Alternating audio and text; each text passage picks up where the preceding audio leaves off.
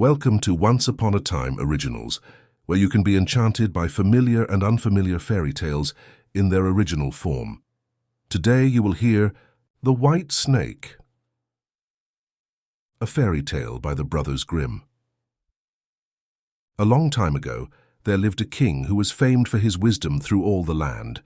Nothing was hidden from him, and it seemed as if news of the most secret things was brought to him through the air. But he had a strange custom. Every day after dinner, when the table was cleared and no one else was present, a trusty servant had to bring him one more dish.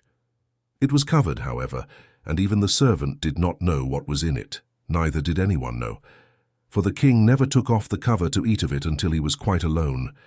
This had gone on for a long time, when one day the servant who took away the dish was overcome with such curiosity that he could not help carrying the dish into his room.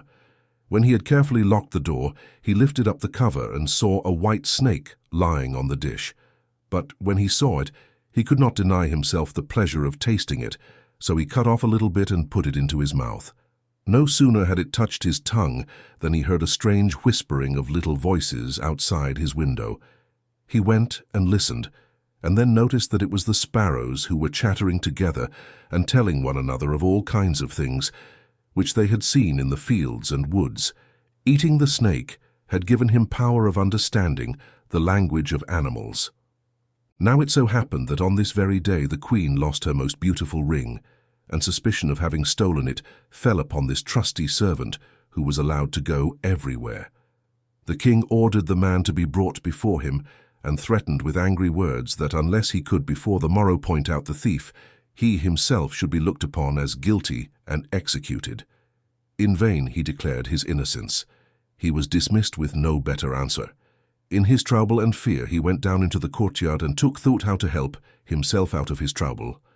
Now some ducks were sitting together quietly by a brook and taking their rest, and, whilst they were making their feathers smooth with their bills, they were having a confidential conversation together. The servant stood by and listened. They were telling one another of all the places where they had been waddling about all the morning, and what good food they had found, and one said in a pitiful tone, "Something lies heavy on my stomach. As I was eating in haste, I swallowed a ring which lay under the queen's window." The servant at once seized her by the neck, carried her to the kitchen, and said to the cook, "Here is a fine duck. Pray, kill her." "Yes," said the cook, and weighed her in his hand. "She has spared no trouble to fatten herself, and has been waiting to be roasted long enough." So he cut off her head, and as she was being dressed for the spit, the queen's ring was found inside her. The servant could now easily prove his innocence, and the king, to make amends for the wrong, allowed him to ask a favor and promised him the best place in the court that he could wish for. The servant refused everything, and only asked for a horse and some money for traveling, as he had a mind to see the world and go about a little. When his request was granted, he set out on his way, and one day came to a pond, where he saw 3 fishes caught in the reeds and gasping for water. Now, though it is said that fishes are dumb, he heard them lamenting that they must perish so miserably, and, as he had a kind heart, he got off his horse and put the 3 prisoners back into the water. They quivered with delight, put out their heads, and cried to him, "We will remember you and repay you for saving us." He rode on, and after a while it seemed to him that he heard a voice in the sand at his feet. He listened, and heard an ant-king complain, "Why cannot folks with their clumsy beasts keep off our bodies? That stupid horse with his heavy hoofs has been treading down my people without mercy." So he turned onto a side path, and the ant-king cried out to him, "We will remember you. One good turn deserves another." The path led him into a wood, and here he saw 2 old ravens standing by their nest and throwing out their young ones. "Out with you, you idle, good-for-nothing creatures," cried they. "We cannot find food for you any longer. You are big enough and can provide for yourselves." But the poor young ravens lay upon the ground, flapping their wings and crying, "Oh, what helpless chicks we are! We must shift for ourselves, and yet we cannot fly. What can we do but lie here and starve?" So the good young fellow alighted and killed his horse with his sword and gave it to them for food. Then they came hopping up to it, satisfied their hunger, and cried, "We will remember you. One good turn deserves another." And now he had to use his own legs, and when he had walked a long way, he came to a large city. There was a great noise and crowd in the streets, and a man rode up on horseback, crying aloud, "The king's daughter wants a husband, but whoever sues for her hand must perform a hard task, and if he does not succeed, he will forfeit his life." Many had already made the attempt, but in vain. Nevertheless, when the youth saw the king's daughter, he was so overcome by her great beauty that he forgot all danger, went before the king, and declared himself a suitor. So he was led out to the sea, and a gold ring was thrown into it in his sight. Then the king ordered him to fetch this ring up from the bottom of the sea, and added, "If you come up again without it, you will be thrown in again and again until you perish amid the waves." All the people grieved for the handsome youth. Then they went away, leaving him alone by the sea.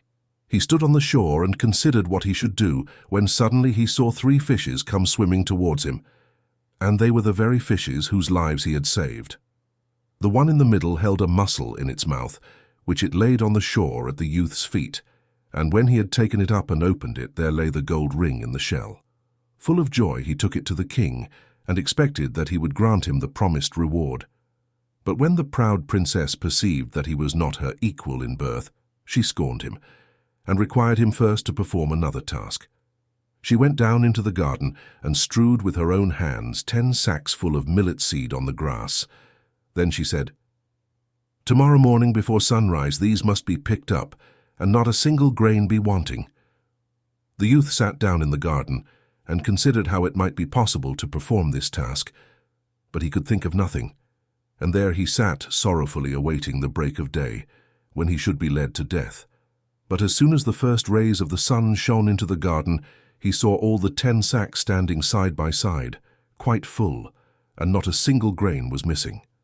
The ant king had come in the night with thousands and thousands of ants, and the grateful creatures had by great industry picked up all the millet seed and gathered them into the sacks. Presently the king's daughter herself came down into the garden, and was amazed to see that the young man had done the task she had given him. But she could not yet conquer her prude heart, and said, "Although he has performed both the tasks, he shall not be my husband until he has brought me an apple from the tree of life." The youth did not know where the tree of life stood, but he set out, and would have gone on forever as long as his legs would carry him, though he had no hope of finding it. After he had wandered through 3 kingdoms, he came one evening to a wood and lay down under a tree to sleep, but he heard a rustling in the branches, and a golden apple fell into his hand. At the same time, 3 ravens flew down to him, perched themselves upon his knee, and said, "We are the 3 young ravens whom you saved from starving.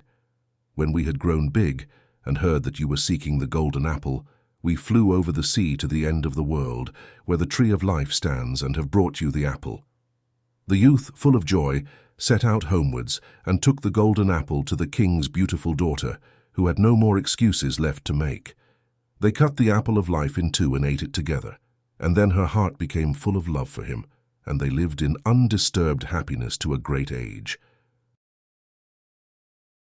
If you liked the story in its original version, don't forget to subscribe to the channel, hit the bell, and leave a like.